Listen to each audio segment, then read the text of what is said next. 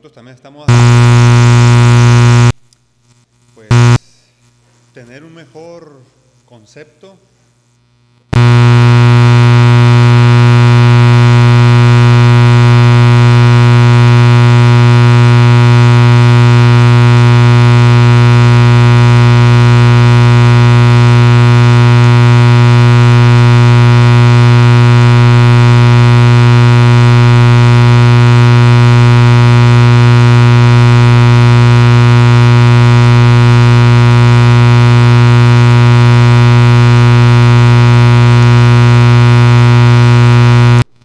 Que se titula, ¿cómo se titula? La gracia de Dios.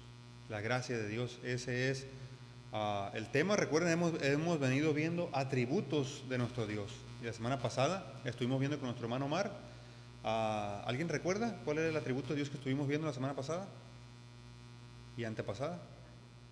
El amor de Dios, o que Dios es amor, ¿no?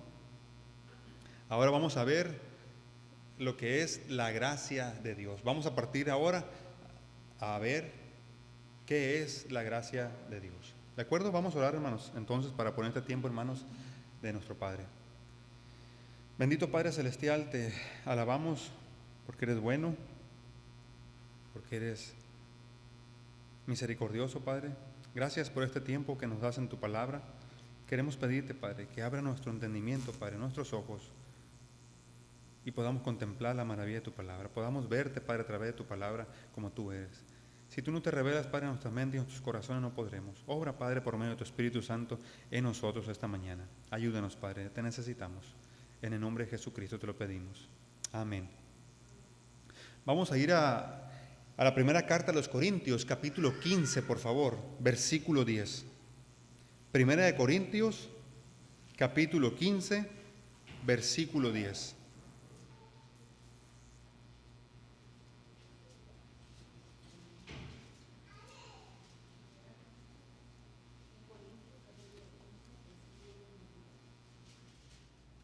Capítulo 15 de 1 Corintios, versículo 10, hermanos, por favor. Ajá. Pero por la gracia de Dios soy lo que soy, y su gracia no ha sido en vano para conmigo. Antes he trabajado más que todos ellos, pero no yo, sino la gracia de Dios conmigo. Ajá.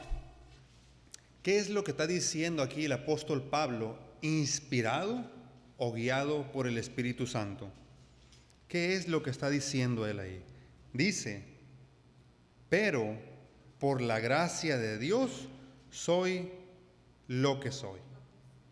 Por la gracia de Dios soy lo que soy, dice el apóstol Pablo. ¿Y nosotros, hermanos, podemos decir lo mismo como Pablo? Que por la gracia de Dios somos lo que somos y estamos aquí por la gracia de Dios. Amén. Y debemos querer más. Y de hecho, eso es lo que vamos a tratar de enfatizar en esta mañana. La importancia de crecer en la gracia. La importancia de crecer en la gracia. Entonces, hermanos, aquí, en este en este capítulo 15 de la primera carta a los Corintios, si se dan cuenta en el contexto, el capítulo 15, todo el capítulo 15 habla de la resurrección de los cuerpos. La resurrección de los cuerpos, la resurrección de los muertos. Y entonces él comienza hablando acerca del Evangelio. ¿Qué es el Evangelio? Y luego comienza a hablar que Cristo, después de que resucitó, se apareció a Cefas, esto es al apóstol Pedro, después a los 12, dice, después a más de 500 hermanos, y dice él, y por último, bueno, después dice en el versículo 7, después apareció a Jacobo, después a todos los apóstoles, y por último dice, me apareció a mí. ¿Recuerdan cuándo se le apareció el Señor Jesucristo a Pablo, que era Saulo todavía en aquel tiempo? ¿Recuerdan? En camino a Damasco, en Hechos capítulo, ¿se recuerdan qué capítulo era? 9. En Hechos capítulo 9, ahí se le aparece el Señor Jesucristo a Pablo. ¿Quién era Pablo antes de que el Señor Jesucristo se le apareciera? Un perseguidor de la iglesia. No era cualquier perseguidor de gente que quizás estaba haciendo mal las cosas o que él se dedicaba como un perseguidor simplemente a matar gente porque quería matar gente.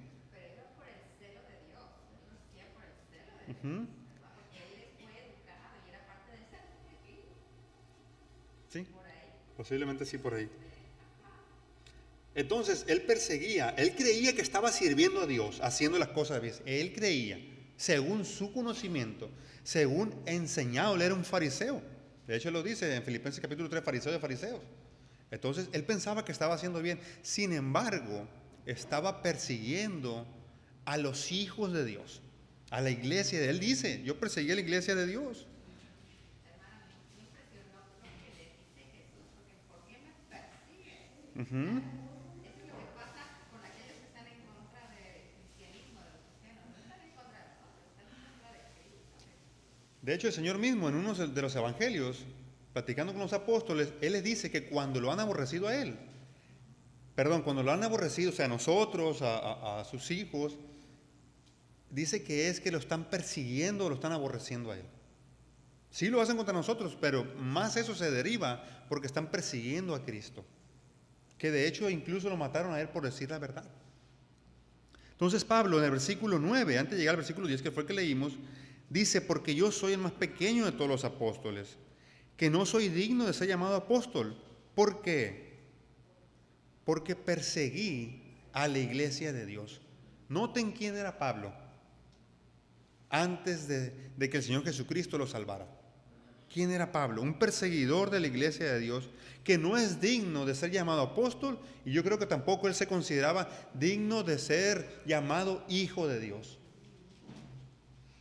Y si nosotros nos ponemos en el mismo contexto como Pablo, ¿quiénes éramos antes de venir el Señor? Antes de que el Señor nos llamara. Enemigos de Dios. Enemigos de Dios éramos. Ajá, incrédulos. De hecho, vamos a abundar algo en quiénes éramos y quién es el hombre sin Dios. ¿Quién es el hombre, como dice Pablo, pero por la gracia de Dios soy lo que soy? ¿Quién es el hombre? ¿Quién es el hombre o qué es el hombre sin la gracia de Dios? ¿Quiénes seríamos nosotros sin la gracia de Dios? Ujú. Separados de Dios. ¿Hemos meditado en eso? ¿Quiénes meditamos constantemente? De hecho, debemos meditar diariamente. ¿Quiénes seríamos nosotros aparte o sin la gracia de Dios? ¿Quiénes seríamos nosotros?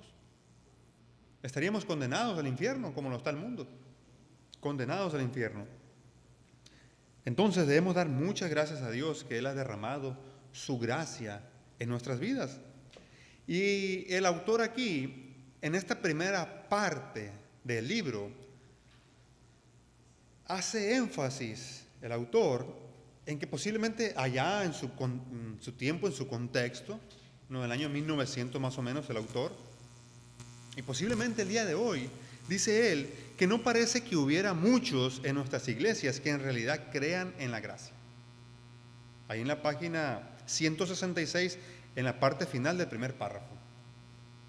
No parece que muchos en nuestras iglesias crean, dice él, en la gracia de Dios. No parece. Dice él, sí, hablan de la gracia de Dios, pero da a entender él que viven sus vidas como al mismo tiempo no creyendo esa misma gracia la cual profesan. Desde luego, dice el autor, que siempre están los que se encuentran que la doctrina de la gracia es tan sobrecogedoramente maravillosa que nunca se han podido acostumbrar a la idea de la gracia de Dios. ¿Alguien sabe qué es la gracia de Dios? ¿Su favor para nosotros? Exactamente, el regalo que no nos merecemos. Ahorita no vamos a entrar a profundizar tanto en qué es la gracia de Dios. Ahorita, en la primera parte que trae aquí el autor, no entra tanto a enfatizar qué es la gracia de Dios. La siguiente semana vamos a tratar de ahondar un poquito más con la ayuda del Señor y vamos a entrar más a profundidad a ver qué es la gracia de Dios en sí. Definitivamente eso es el favor inmerecido, el regalo de Dios, pero vamos a ahondar todavía un poquito más allá, porque yo creo que con esas, y muchos autores han dicho, generalmente con ese significado que tenemos en nuestra mente de lo que es la gracia de Dios, nos quedamos cortos. Así que vamos a tratar con la ayuda del Señor y sigan orando por mí, por favor, para gozar una siguiente semana y profundizar un poco más en lo que es la gracia de Dios y poder contemplarla en su justa dimensión como es la gracia del Señor. ¿De acuerdo? Entonces estaba surgiendo ese problema y posiblemente también hoy en día, que sí decimos que creemos en la gracia de Dios y somos lo que somos por la gracia de Dios que nos ha salvado, pero muchas veces quizás no vivimos como esos receptores de la gracia de Dios, o no tenemos un concepto adecuado de lo que es la gracia de Dios para nuestras vidas. Dice que aquí el autor, que hay muchos que pueden que crean en la idea de la gracia de labios para afuera, pero de allí no pasan. El concepto que tienen de la gracia no es tanto un concepto bajo, sino inexistente. El concepto no significa nada para ellos. No entra en el campo de su experiencia para nada. Sin embargo, dice aquí el autor, cuando se habla de otras cosas, como por ejemplo, pone el ejemplo algo así parafraseado, si se habla de las finanzas de la iglesia, en eso sí estamos bien atentos y estamos ahí bien centrados a ver qué se va a hablar, cómo van las finanzas de la iglesia, o si está en remodelación a veces el local de la iglesia, estamos bien atentos ahí, pero cuando se nos habla de la gracia o comentamos de la gracia, casi como que no le ponemos la importancia que es debida. Entonces, dice aquí el mismo autor que la gracia está fuera del alcance de ellos, de los que piensan de esta manera, y cuanto más tiempo hayan vivido sin ella, tanto más seguros están de que en su etapa de la vida ya no necesitan de la gracia realmente.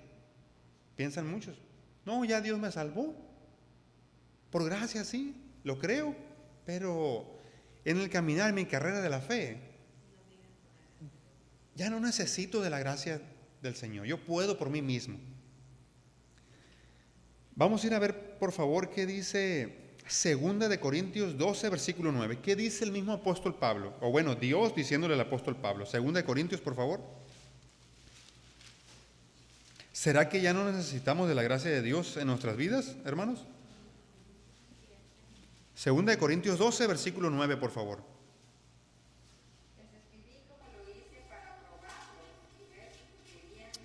Hermana, 2 Corintios 12. 2 Corintios 12, versículo 9. De hecho, yo creo que es un pasaje que lo conocemos todos, yo creo. Y me ha dicho, bástate de mi gracia, porque mi poder se perfecciona en la debilidad. Por tanto, de buena gana me glorío más bien en mis debilidades, para que repose sobre mí el poder de Cristo. Amén.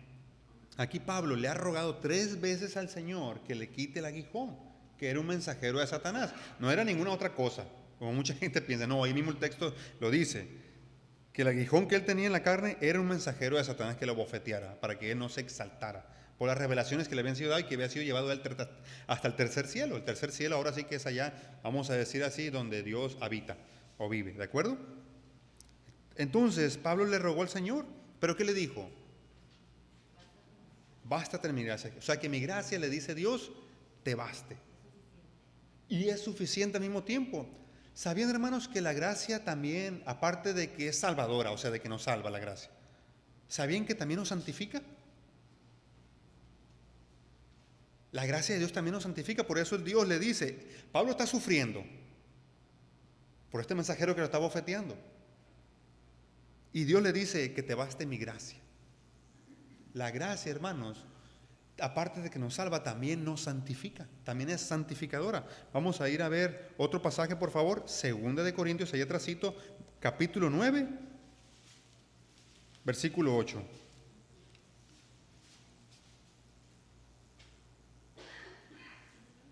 Y poderoso es Dios para hacer que abunde en vosotros toda gracia, a fin de que, teniendo siempre en todas las cosas todo lo suficiente, abundéis para toda buena obra. Ajá.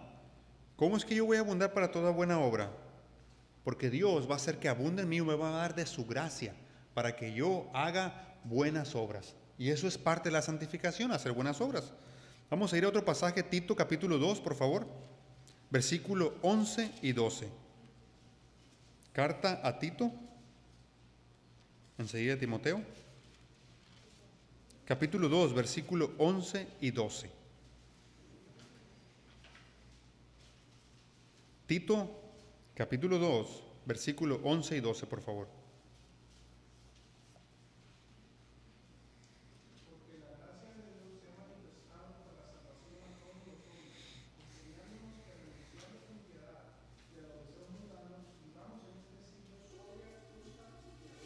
Ujú. El versículo 11 está hablando de salvación, pero el versículo 12 está hablando de santificación. Y dice el versículo 12, enseñándonos que, ¿quién es, según este versículo, versículo 11 y 12, según este versículo, quién debe enseñarnos? Dice, enseñándonos la gracia. Dice, porque la gracia de Dios se ha manifestado para salvación de todos los hombres. ¿De quién está hablando este texto? De la gracia de Dios más específicamente. Y luego en el versículo 12, enseñándonos. ¿Quién es la que debe enseñarnos? La gracia de Dios. O sea, ella nos va a santificar. ¿Para qué? Para que renunciemos a la impiedad y a los deseos mundanos y vivamos en este siglo, o sea, en este mundo, sobria, justa y piadosamente. ¿Se dan cuenta, hermanos, cómo la gracia también es santificadora? O sea, nos santifica, no solamente salvadora, sino que también nos santifica. Y cada día nosotros necesitamos de esa gracia de Dios en nuestras vidas para poder vivir como Dios quiere que vivamos.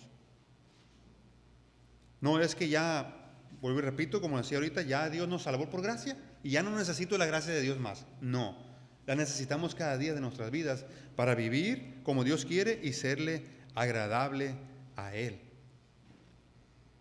De hecho, hay algunos, dice la misma escritura, vamos a ir a Judas, que hay algunos que no solamente no creen en la gracia, como estamos viendo aquí, sino que más bien convierten en libertinaje la gracia de nuestro Señor.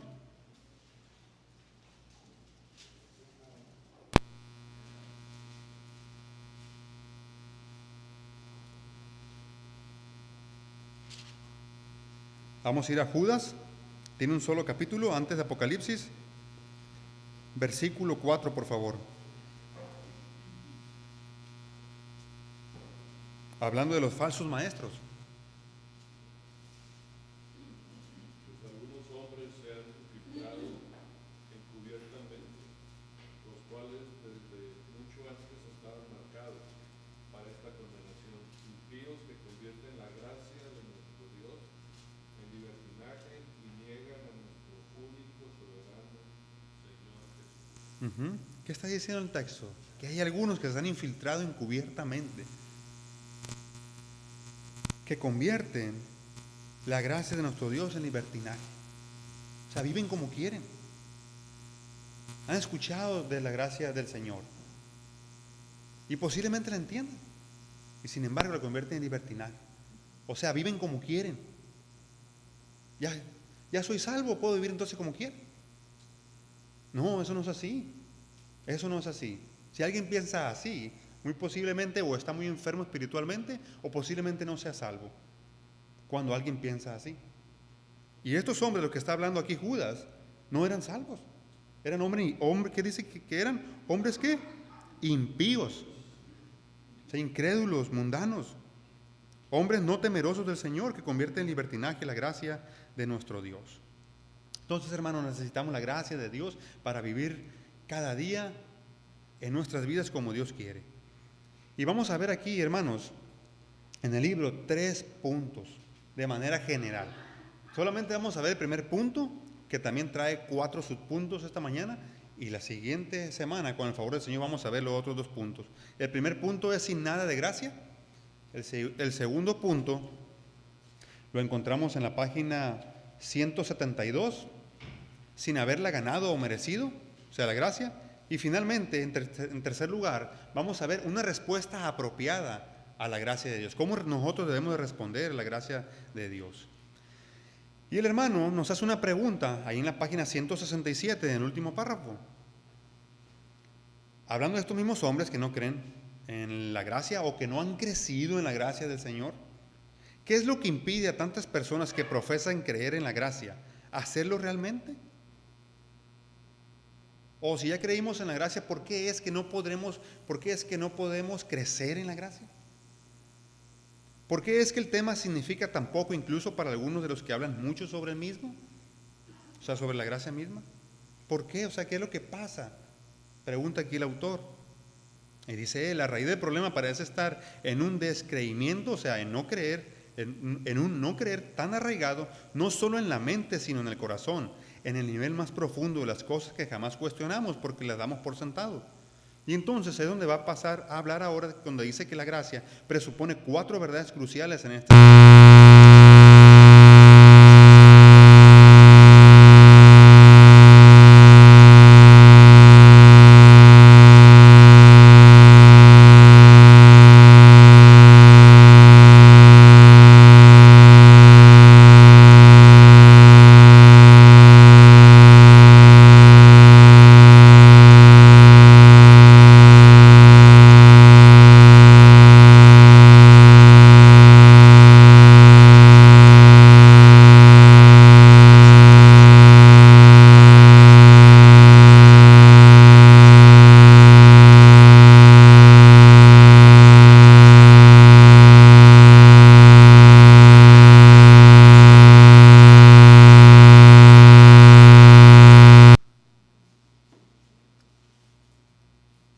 Cambio, crezcan en la gracia y el conocimiento de nuestro Señor y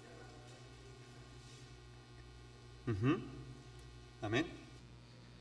Igualmente el contexto aquí está hablando de la venida del Señor, la segunda venida del Señor, y está hablando también de algunos falsos maestros, y sin embargo, que viven como quieren.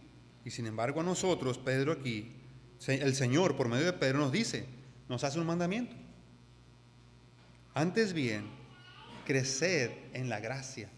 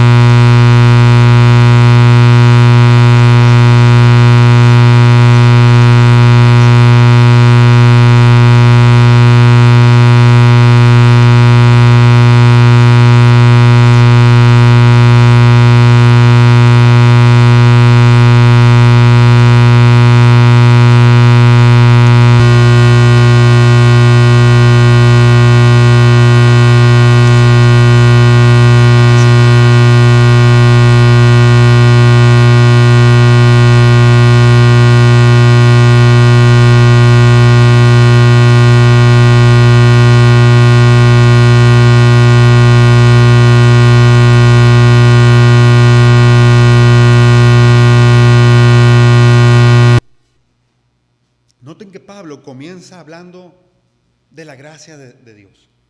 Digo pues, por la gracia dice que me es dada, y también a cada uno de nosotros. También a cada uno de nosotros. Por ese favor inmerecido que Dios me ha dado. Ahora, cada uno de nosotros piense de sí con cordura, no teniendo un concepto o dándonos un valor o poniéndonos en una posición que no nos corresponde o que no debemos estar. Sin la gracia de Dios, ¿qué somos, hermanos? Estamos condenados al infierno, sin la gracia del Señor. Entonces eso debe llevar a humillarnos delante del Señor. Debe llevarnos a humillarnos.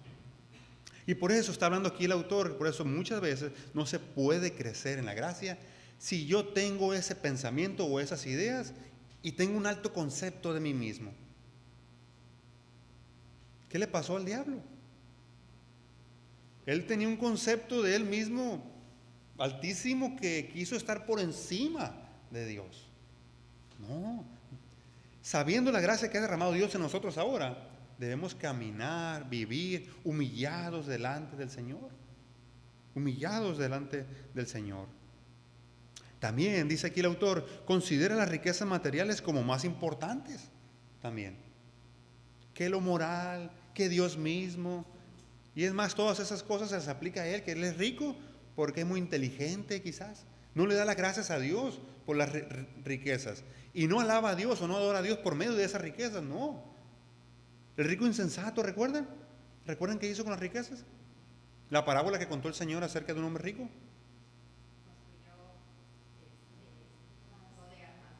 Bodegas más grandes. Gózate, bebe, regocíjate, le dice a su alma. ¿Y qué le dice el Señor después? Necio, necio, esta noche viene a pedirte tu alma. ¿Y lo que has hecho para quién será?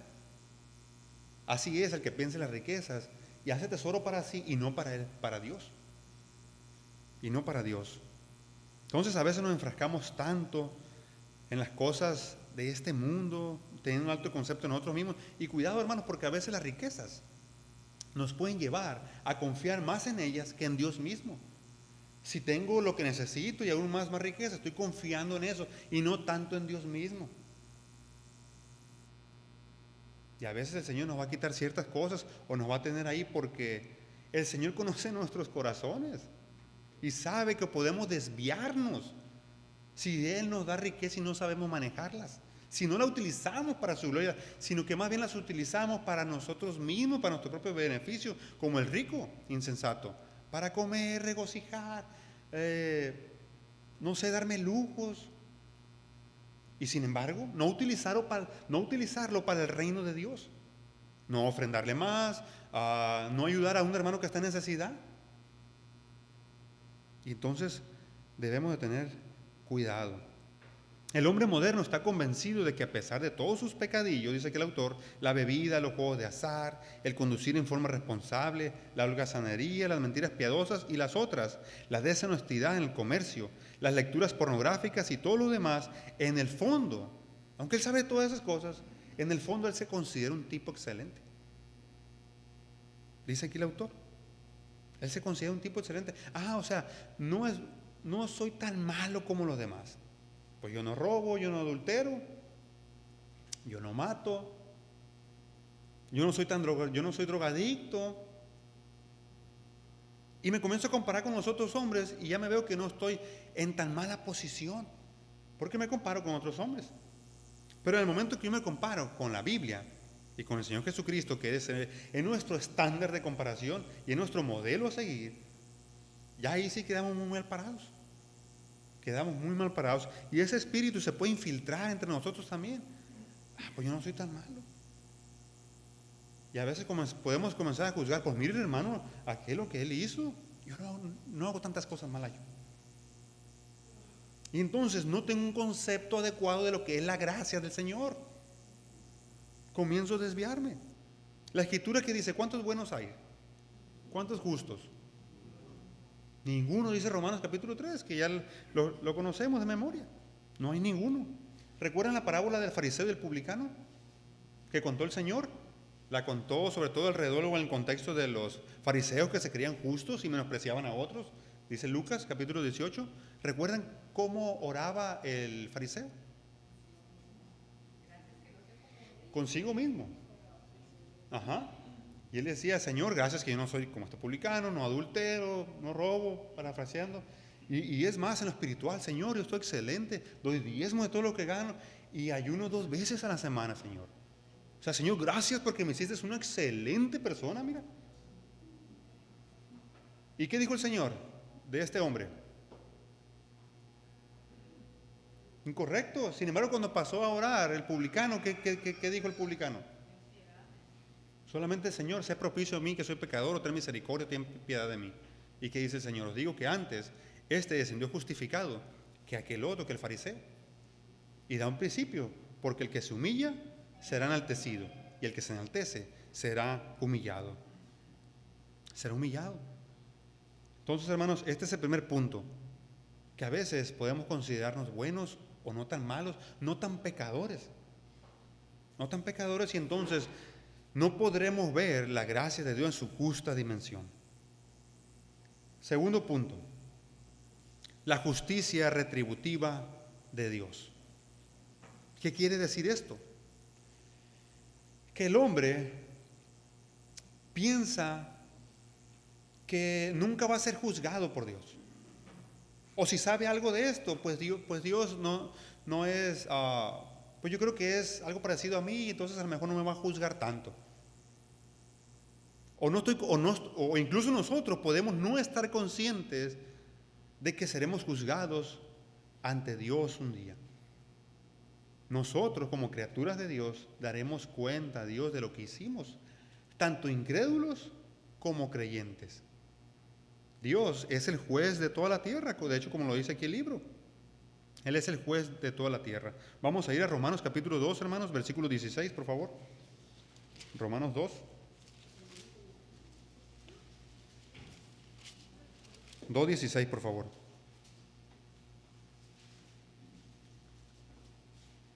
En el día en que Dios juzgará por Jesucristo los secretos de los hombres conforme a mi evangelio. Dios juzgará un día.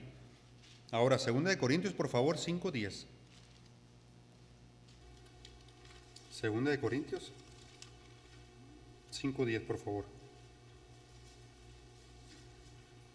Porque es necesario que todos nosotros comparezcamos en el tribunal de Cristo, para que cada uno reciba según lo que haya hecho mientras estaba en el cuerpo, sea bueno o sea malo. Ahí está.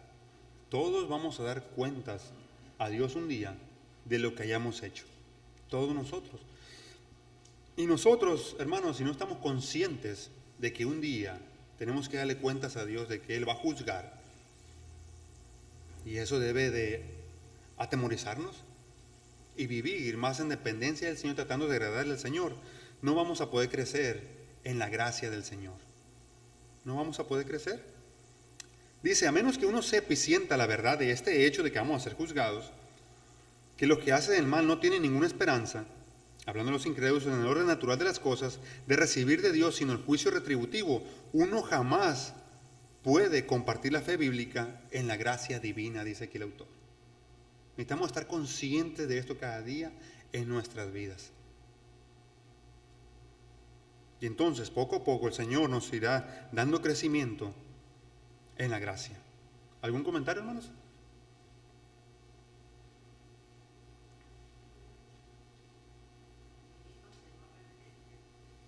Pues yo digo que como nota es todos los días que no se nos olvide que somos pecadores y que tenemos que pedirle su gracia todos, cada uno de los días.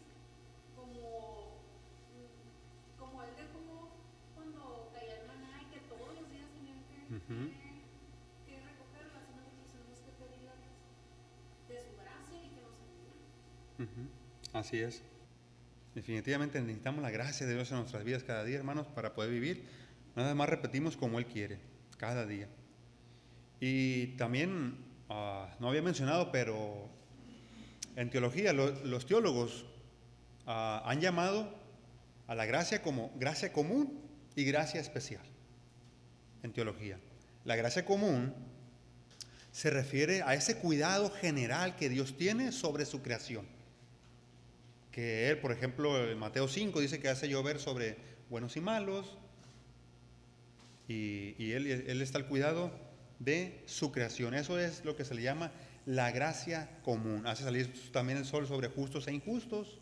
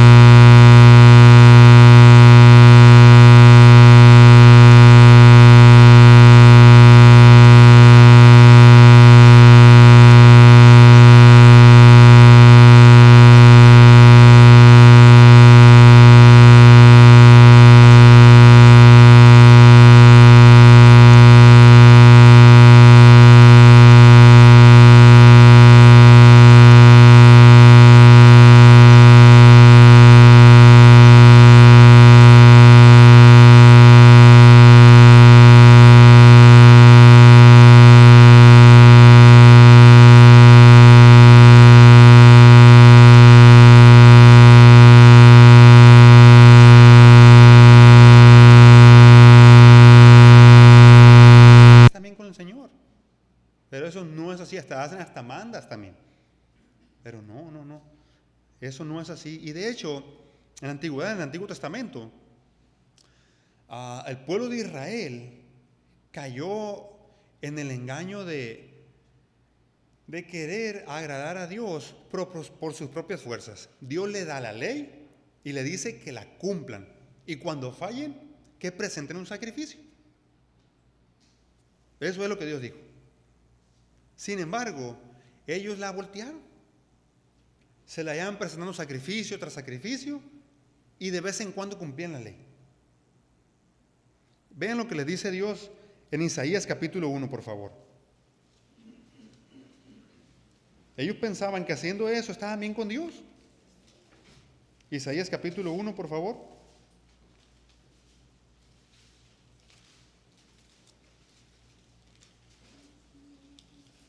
Vamos a leer del versículo 10, por favor, hasta el versículo 16.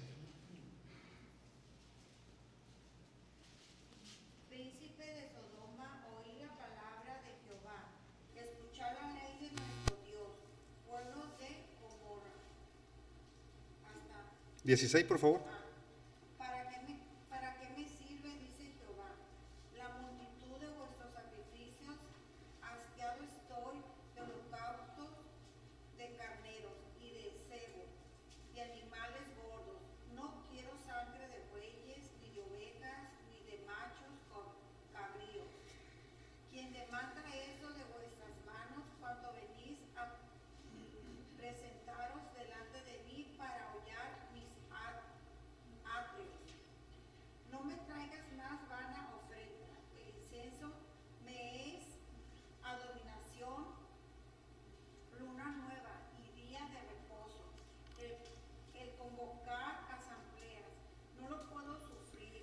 Son iniquidad vuestras fiestas solemnes y vuestras lunas nuevas y vuestras fiestas solemnes las tienen aborrecidas mi alma. Me son gravosas, cansado estoy de taparías. Cuanto extendáis vuestras manos, yo esconderé de vuestros cuanto extendáis vuestras manos, yo extenderé de vuestros mis ojos. Asimismo, cuando multipliquéis la oración, yo no oiré. Llenas están de sangre de vuestras manos. 16, ¿no? Lavaos y limpiad, quitad iniquidad de vuestras obras delante de mis ojos. Dejad de hacer lo malo. ¿Qué le dice el Señor al pueblo de Israel aquí? Está cansado, hastiado de los sacrificios, de sus lunas nuevas, de sus fiestas, porque no estaban cumpliendo con lo que el Señor les demandaba. Le dijo, cumplan la ley. Y luego cuando fallen, presenten un sacrificio. Pero no, se le llevan presentando tras sacrificio, y de vez en cuando cumpliendo con las demandas de la ley. Y estaban cayendo en una religiosidad ellos. Y a veces nosotros también podemos caer en religiosidad. Podemos caer en religiosidad. No hacer realmente lo que Dios nos manda hacerlo, ni para su gloria. A veces caemos en esa religiosidad, haciendo las cosas porque las tengo que hacer y no obedezco tanto a Dios. Y pues creo que estoy agradando a Dios. Y también por otra parte, a veces cuando nosotros pensamos, o más bien, según creemos que andamos en obediencia, pensamos también que Dios tiene que favorecernos. Pero estoy en obediencia, Dios tiene que favorecerme. No, eso es incorrecto, eso no es así. Eso no es así. Vean lo que dice Romanos capítulo 3, versículo 20, hermanos. Romanos capítulo 3, versículo 20, por favor.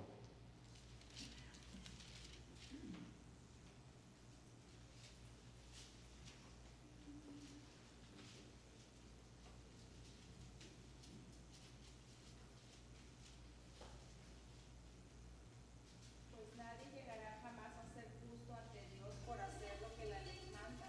La ley sencillamente nos muestra lo pecadores que son. Dice esta traducción Reina Valera, ya que por las obras de la ley, dice, ningún ser humano será justificado delante de él.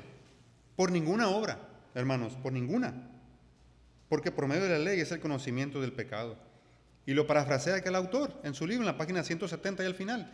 Dice, por las obras de la ley, es decir, la moralidad y la actividad eclesiástica, ningún ser humano será justificado delante de él.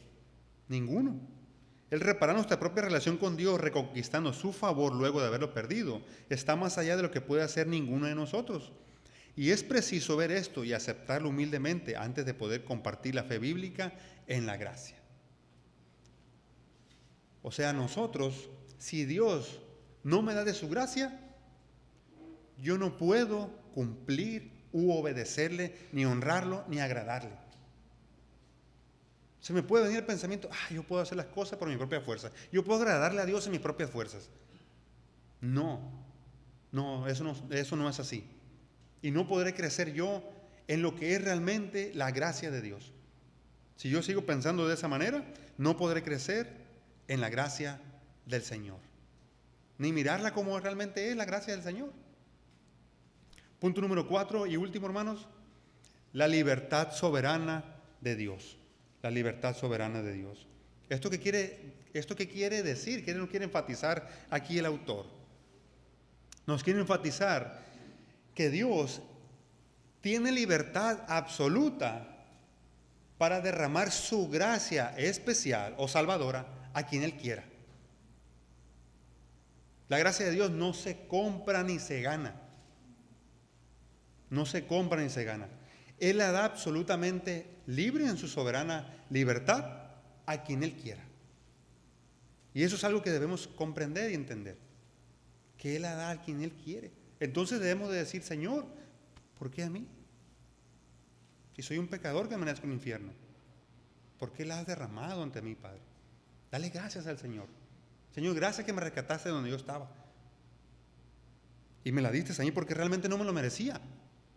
La gracia es inmerecida. No la merecemos nadie. Nadie merecemos la gracia del Señor. Y nadie está en la libertad de querer comprársela al Señor o querer ganarse la gracia. Él no nos necesita a nosotros, el Señor. Él no hizo este mundo porque nos necesitara a nosotros. Ni nos salvó tampoco porque nos necesitara. Tampoco. Él es glorioso en sí mismo. Y Él no necesita de nada ni de nadie. Simplemente Él ha decidido derramar de su gracia en algunos. Él no está obligado a mostrarnos ningún favor. Él hace lo que le place y lo que quiere. Vamos a ir a Daniel 4:5, por favor. Daniel 4:35, por favor.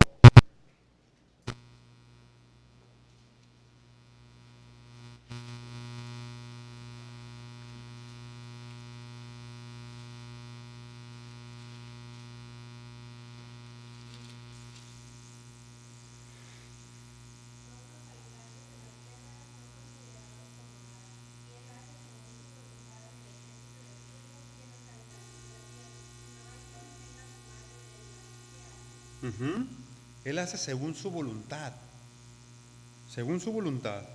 tanto en el cielo como en la tierra, y no hay quien detenga su mano y le diga, ¿qué haces?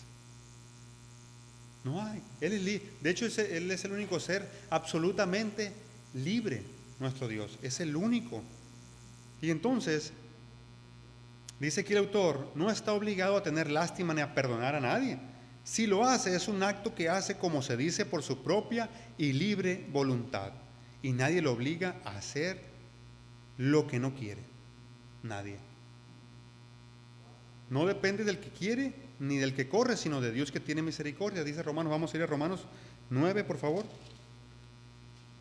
Vamos a leer versículo 15 y 16.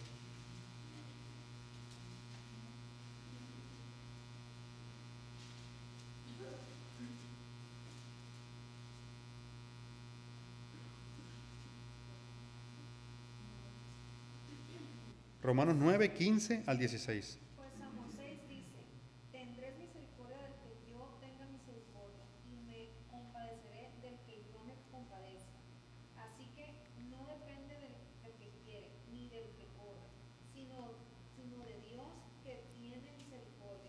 Amén. Ahí está. Él va a tener misericordia y se va a compadecer de quien Él quiera. Así que no depende del que quiere ni el que corre, sino de Dios, que tiene misericordia solamente. Él es misericordioso, así que si Él va a derramar su gracia en alguien, es porque Él así lo ha decidido, según el puro afecto de su voluntad, como dice también Efesios capítulo 1. Así que, hermanos, Él es libre de derramar la gracia en quien Él quiere. Así que si nosotros estamos aquí en esta mañana es porque Dios la ha derramado en nuestras vidas y no porque la hayamos pedido nosotros. Esa tampoco se gana. Tampoco se gana, esa es gratuita. Es lo que también con la ayuda del Señor vamos a ver para la siguiente semana. Así que, hermanos, debemos nosotros, como nos ha mostrado hasta aquí el hermano, es como un preámbulo para entrar, y eso es para entrar ahora sí, y que eso lo vamos a ver la siguiente semana, lo que es en sí la gracia de Dios y qué es lo que ha hecho a través de su gracia el Señor en nosotros. Primero es como que nos prepara para nosotros concientizar de estas 4 verdades, de que no debemos considerarnos buenos o que no somos tan malos o tan pecadores como otras personas. Podemos caer en ese error o en ese engaño, de estar conscientes también de que un día vamos a rendir cuentas a Dios, estar conscientes también de que no podemos agradar a Dios en nuestras propias fuerzas, ni aun como creyentes. No podemos agradar a Dios en nuestras propias fuerzas. Necesitamos de la gracia de Dios para poder hacerlo.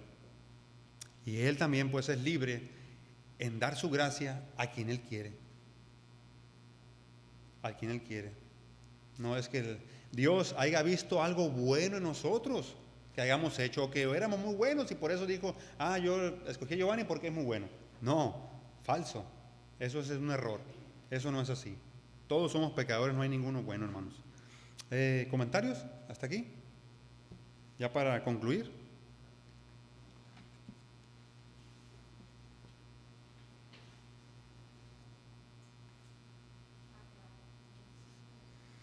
Pues hay que concientizar en estas verdades y pues pedirle al Señor que nos ayude a ver su gracia realmente como es. ¿Qué es esa gracia que el Señor ha derramado? Que eso lo vamos a ver con la ayuda del Señor para la próxima semana. Vamos a ahondar un poquito más en la gracia. Ahorita el hermano lo que hace es mostrarnos nuestra condición como seres humanos caídos, ahora sí que de la gracia del Señor. Hermanos, pues vamos a orar para dar por terminado. Vamos a darle gracias a nuestro Dios. Bendito Padre, te damos muchas gracias esta mañana por tu palabra. Padre, ayúdanos cada día a ser conscientes de tu gracia, a ser conscientes de nuestra maldad, de nuestro pecado también al mismo tiempo. A estar conscientes, Señor, que te tenemos que rendir cuentas un día. Pero también, Padre, te damos gracias porque nos has llamado y has derramado tu gracia en nuestras vidas, Señor, sin merecerlo. Padre, ayúdanos a vivir agradándote, Padre. Necesitamos de ti, de tu gracia en nuestras vidas, Señor, si no, no podremos. Gracias, pues, Padre, en el nombre de Jesús. Amén. Gracias, hermanos. Dios les bendiga.